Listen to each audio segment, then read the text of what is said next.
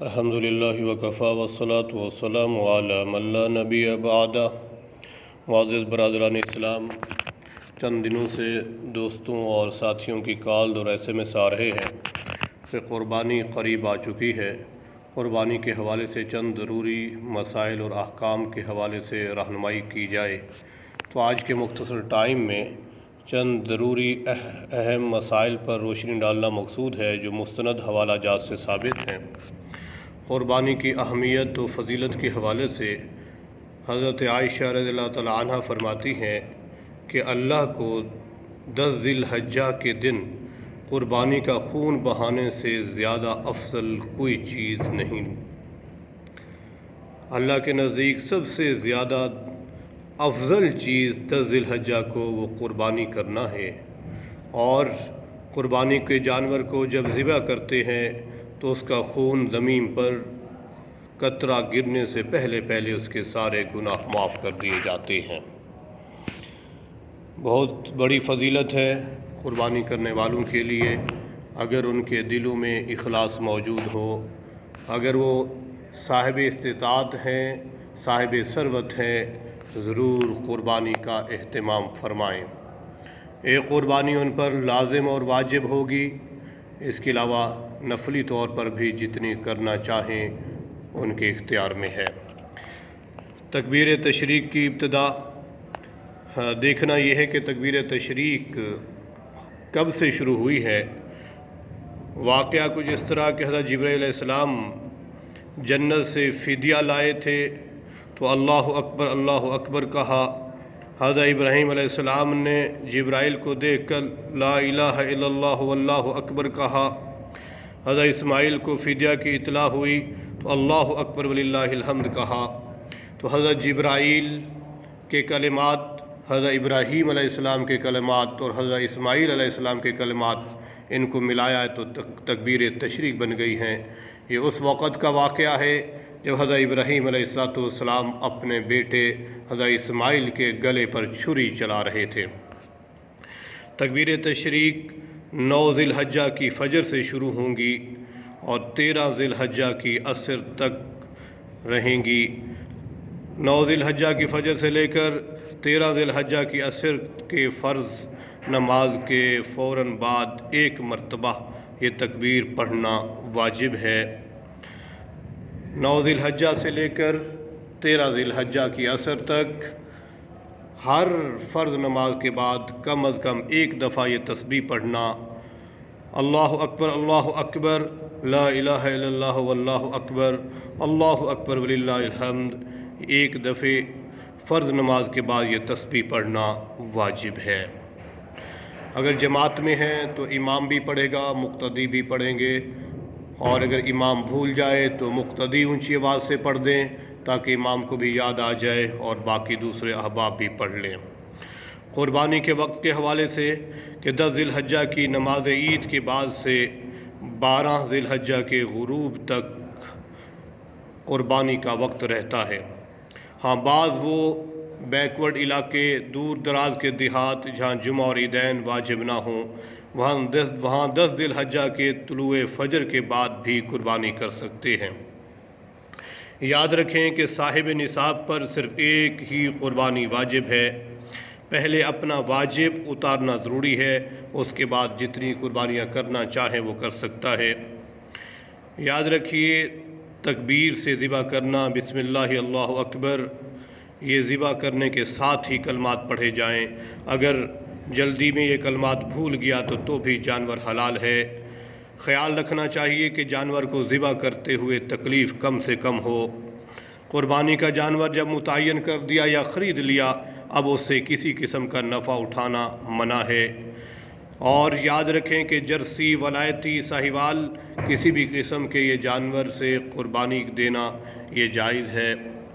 اسی طرح صاحب ثروت، صاحب نے جانور خریدا قربانی کے لیے لیکن وہ قربانی سے پہلے وہ گم ہو گیا تو دوسرا جانور خریدنا ہوگا۔ جانور کی چند وہ چیزیں جس کا استعمال حرام قرار دیا گیا ہے، یاد رکھیں، دم کو استعمال کرنا، پیشاب کی جگہ کو استعمال کرنا، خصیے، غدود، مثانہ، پتا، بہتا ہوا خون، مذکر و مؤنث کی پیشاب کی جگہیں، ان کا استعمال ممنوع ہے، ان کو حرام قرار دیا گیا ہے۔ یاد رکھیے مردوں کے ایصال ثواب کے لیے بھی قربانی جائز ہے۔ صاحب نصاب قربانی کے ایام میں اگر اللہ کو پیارا ہو گیا ہے تو اس سے قربانی ساقط ہو جائے گی۔ قربانی کرنے کے لیے وکالت بھی جائز ہے، اور بعض احباب یہ سوال بار بار کر رہے ہیں کہ کیا کسی غیر مسلم کو بھی قربانی کا گوشت دیا جا سکتا ہے؟ تو دیا جا سکتا ہے، اس کی گنجائش موجود ہے، یہ جائز ہے، آپ دے سکتے ہیں۔ اسی طرح قربانی کے جانور میں کچھ عیوب ہوتے ہیں جن کی وجہ سے اس کی جانور کی قربانی جائز نہیں ہوتی۔ ان چیزوں کو جانور خریدنے سے پہلے ذہن نشین کر لینا ضروری ہے۔ اگر جانور کا کان 1/3 کٹا ہوا ہو، کان چیرا ہوا ہو یا کان میں سوراخ ہو تو یاد رکھیں اس جانور کی قربانی جائز نہیں ہے۔ جس جانور کا لنگڑا پن ظاہر ہو، پاؤں زمین پر نہ رکھتا ہو، اس کی بھی قربانی جائز نہیں۔ جس جانور کا کانا پن بالکل ظاہر ہو، اس کی بھی قربانی نہیں ہوگی۔ ایسا بیمار جانور جس کا مرض بالکل ظاہر ہو، اس کی بھی قربانی نہیں ہوگی۔ ایسا دبلا پتلا مریل جس کی ہڈیوں میں گودا ہی نہ رہا ہو، اس کی قربانی بھی نہیں ہوگی۔ جو جانور بالکل اندھا ہو یا ایک آنکھ کی تہائی یا اس سے زیادہ روشنی ختم ہو گئی ہو، اس جانور کی بھی قربانی نہیں ہوگی۔ جس کی دم یا تہائی دم سے زیادہ کٹی ہوئی ہو، اس کی قربانی بھی نہیں ہوگی۔ جو جانور چوتھے پاؤں پر چلتا نہ ہو، اگرچہ زمین پر رکھتا ہو، اس کی بھی قربانی نہیں ہوگی۔ جس جانور کے بالکل دانت نہ ہوں یا زیادہ گرے ہوئے ہوں، اس کی بھی قربانی نہیں ہوگی۔ جس جانور کے پیدائشی طور پر بالکل کان نہ ہوں، اس کی بھی قربانی نہیں ہوگی۔ جس جانور کے جڑ سے سینگ ٹوٹ گئے ہوں اور اندر کی مینگ بھی ختم ہو گئی ہو، تو اس جانور کی بھی قربانی نہیں ہوگی۔ گائے کے 2 تھن یا بکری ہے تو اس کا 1 تھن خراب ہے تو ان کی قربانی بھی نہیں ہوگی۔ بہت ضروری مسائل ہیں کہ جانور کو خریدنے سے پہلے ان مسائل کا ادراک کر لینا ضروری ہے۔ قربانی کے اندر چند مکروہات بھی ہیں جن کا آدمی ارتکاب کر بیٹھتا ہے، ان سے بچنا بھی ضروری ہے۔ لوہے کے علاوہ کسی اور آلہ سے ذبح کرنا یہ مکروہ ہے۔ کند چھری سے جانور کو ذبح کرنا یاد رکھیں یہ مکروہ ہے۔ قبلہ رخ جانور کو لٹائے بغیر ذبح کرنا یہ بھی مکروہ ہے۔ جانور کو لٹائے بغیر جانور کے سامنے چھری تیز کرنا یا جانور کو لٹا کر اس کے بعد چھری تیز کرنا یہ مکروہ ہے۔ جانور کے سامنے چھری تیز کرنا مکروہ ہے۔ ذبح ہو جانے کے بعد ٹھنڈا ہونے سے پہلے کھال اتارنا، سر کاٹنا جس سے جانور کو تکلیف ہو، یہ مکروہ ہے۔ جانور کو حلق کی بجائے گدی سے ذبح کرنا یعنی اوپر والے حصے سے چھری پھیرنا یہ بھی مکروہ ہے۔ چھری بے احتیاطی سے چلانا کہ حرام مغز یا گردن کٹ جائے یہ بھی مکروہ ہے۔ مکروہات سے بچنا ضروری ہے۔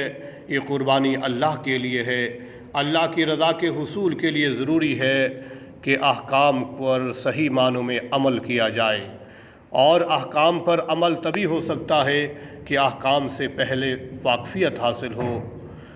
احتیاط کیجئے جانور خریدنے سے پہلے۔ جو عیوب ہیں جانور میں جن کی وجہ سے قربانی نہیں ہوتی تو اس کا خیال رکھیے، اور جانور لینے کے بعد جو ضروری چیزیں ہیں ان کا خیال رکھنا ضروری ہے تاکہ کہیں مکروہات کا ارتکاب نہ ہو۔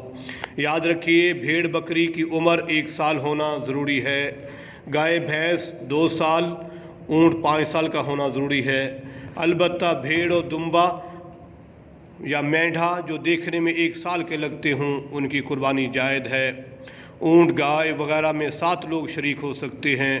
خصی جانور کی قربانی کرنا افضل ہے۔ ایک بات اور یاد رکھیے کہ قربانی میں عقیقہ کا حصہ رکھنا جائز ہے۔ کوئی صاحب قربانی کے جانور میں اپنے کسی بچوں کا عقیقہ کرنا چاہتے ہیں تو عقیقے کا حصہ رکھا جا سکتا ہے، اس میں کوئی حرج نہیں ہے۔